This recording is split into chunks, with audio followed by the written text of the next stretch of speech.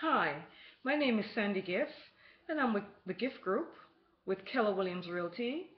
And I'm an agent that specializes a lot in new construction homes. So today I wanted to go over some tips with you in buying new construction homes. Now, one of the best tip I could give you is definitely research your builder. Definitely whenever you get to a development that you like, that's close to all the amenities that you want it to be close to, or the neighborhood that you're looking for, make sure you research your builder. There are some builders that are top-notch builders. They have been around for forever, and their names are just known. But then there's also some local builders who may not be as known as the top-notch builders, but that does not mean that they don't do quality work. So one of the best things to do is to definitely research the builder. Another thing to do is to make sure you have someone negotiating with you on your side. So it may be a great idea for you to have a real estate agent, a very good real estate agent. You want an agent that also specializes a lot in new construction homes, so that way they will be able to know exactly how to negotiate for you. There are also some agents that have a very good working relationship with various builders, and they're able to get more benefits for you than you would get for yourself. A lot of times the builder is going to offer you the basic packages that they're offering to all buyers. But there are times when agents are able, a good new construction agent is able to go in with you and get you, maybe get the purchase price knocked down somewhat, maybe get the builder to assist you more in your closing costs or in your down payment, maybe get the builder to give you more incentives on improvements, such as if you wanted stainless steel appliances.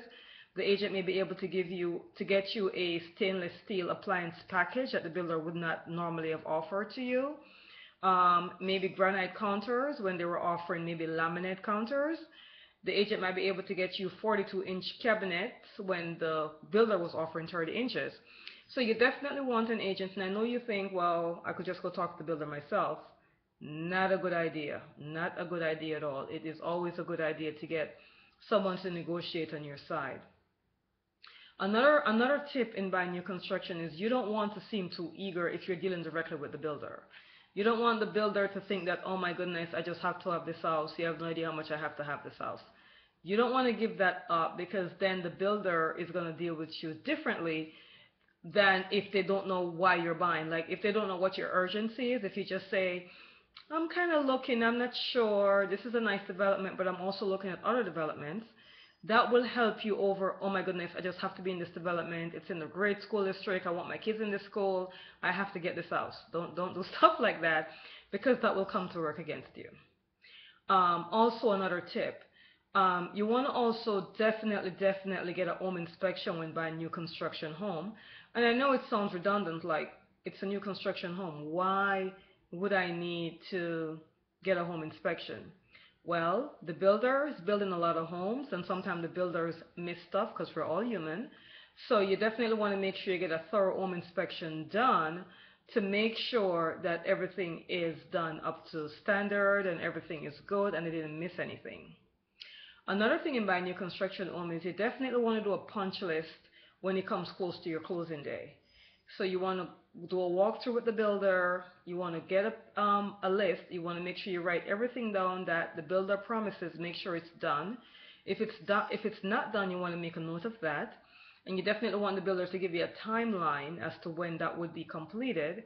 And if it's not going to be completed before you close on the home, then you definitely want to make sure you have something held back in escrow to take care of those kind of concerns. The more things that are done and completed before you close, most definitely it is the better for you. Because people will do anything for you to get you to the closing table. After the closing table, it becomes a different thing. So make sure most of what is promised to you, if not all, is done before you get to that closing table.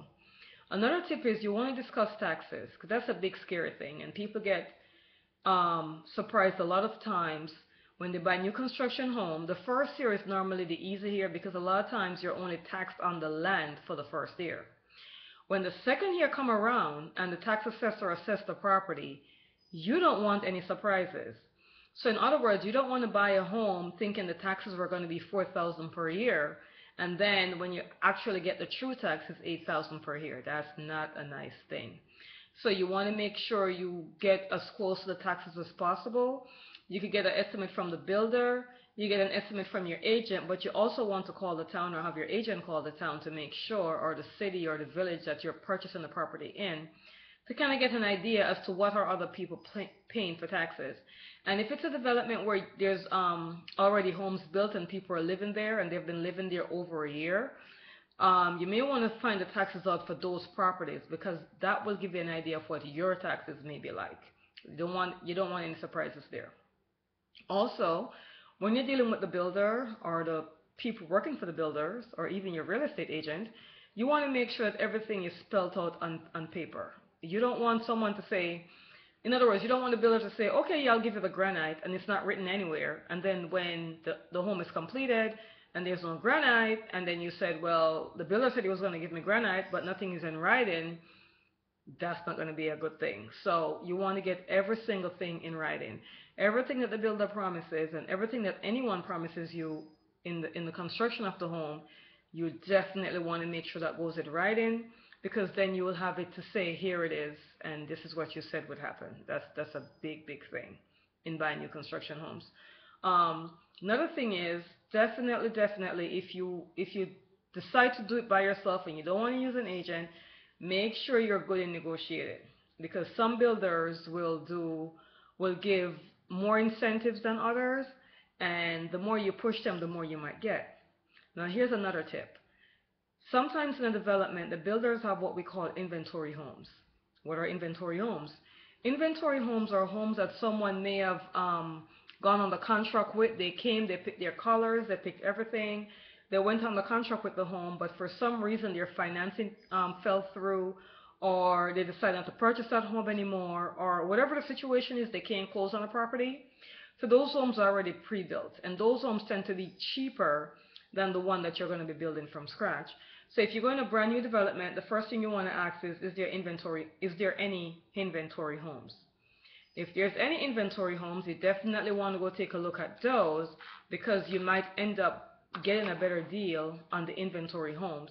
So let's say in the development you go to, for an example, if the home base price is at $240,000, and by the time you add all your incentives, it gets to like $275,000, let's just say, and they have inventory homes, you may find that inventory homes with similar, maybe not everything that you want upgraded, but similar stuff, and that may be for $230,000, even cheaper than the base price, because with inventory homes, the builders are trying to get rid of them. The builders don't want them because somebody else designed it and everyone has different tastes. So the builder knows it's going to take them a longer time to sell an inventory home. So then you also have more negotiating power. So if the purchase price is at $235,000, you may be able to negotiate down even further based upon what that person has put in it. Then the builder would be more, in other words, if they went and they wanted like, hot pink walls, and no one is going to buy a house with hot pink walls, or most people won't, then the builder will have more incentives to sell it for a lower price. So that's something you also want to look at as well, because let's face it, when you go in the home, you're going to put your own personal touch on it anyway, so you may as well go ahead and see what's out there as far as inventory homes are concerned. If you have any questions or need to get more tips on buying new construction home, feel free to give me a call at 407-507-3000, or send me an email through the video, and we'll be more than happy to answer your questions for you.